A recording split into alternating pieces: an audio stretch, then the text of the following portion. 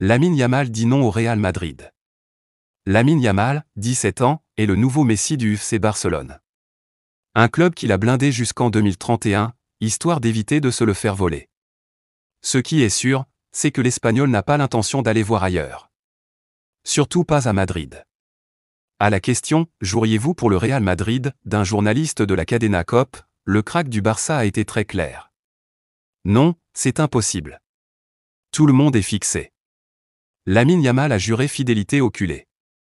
Real Madrid, les hommes de l'ombre sur qui Xavi Alonso compte pour rattraper le retard sur le FC Barcelone. Xavi Alonso va s'entourer d'un tout nouveau staff à Madrid, après une saison pendant laquelle le Barça a été bien supérieur dans de nombreux aspects comme la tactique et la préparation physique.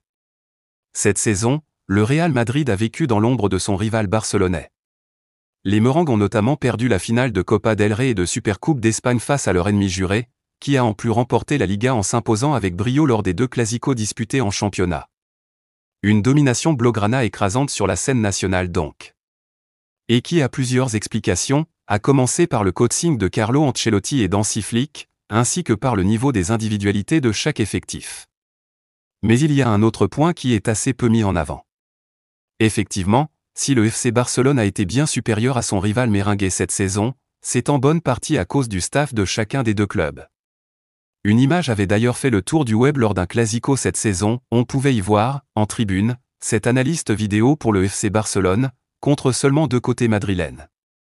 Tactiquement, il n'y avait pas photo, et des manques et des lacunes au niveau de la préparation physique et de la nutrition ont aussi été évoqués.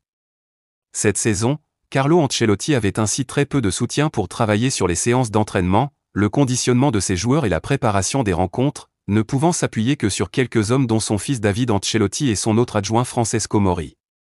Un staff globalement très maigre pour un club d'un tel niveau, et ce n'est donc pas un hasard si le Real Madrid a été battu tactiquement et physiquement dès qu'il y a eu un minimum d'adversité en face. Alonso a enrôlé des anciens du Barça et forcément, au-delà des différents changements dans l'effectif déjà confirmés, à l'image des venues de Dean Huijsen et de Trent Alexander-Arnold, Xavi Alonso sait qu'il va devoir changer des choses en interne. L'ancien milieu de terrain de la Casablanca est ainsi arrivé avec de nombreux hommes de confiance qui vont l'accompagner et tenter d'apporter un peu plus de travail en coulisses à Madrid. Seba Parilla sera ainsi son adjoint principal.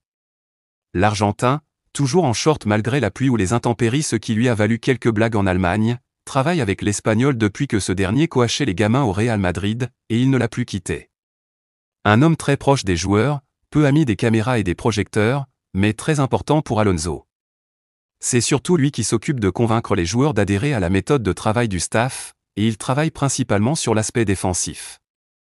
Le côté psychologique est aussi un point qu'il gère très bien, lui qui parle beaucoup aux joueurs et a un don pour les mettre en confiance. Alberto Encina débarque lui aussi à Madrid pour épauler Alonso, avec qui il bossait à Leverkusen. Il faisait déjà partie du staff de l'ancien coach Gerardo Seoane. Aujourd'hui madrilène, il a la particularité d'avoir bourlingué à la Masia du FC Barcelone, étant notamment adjoint chez les U19 du Barça et membre du staff du Barça B.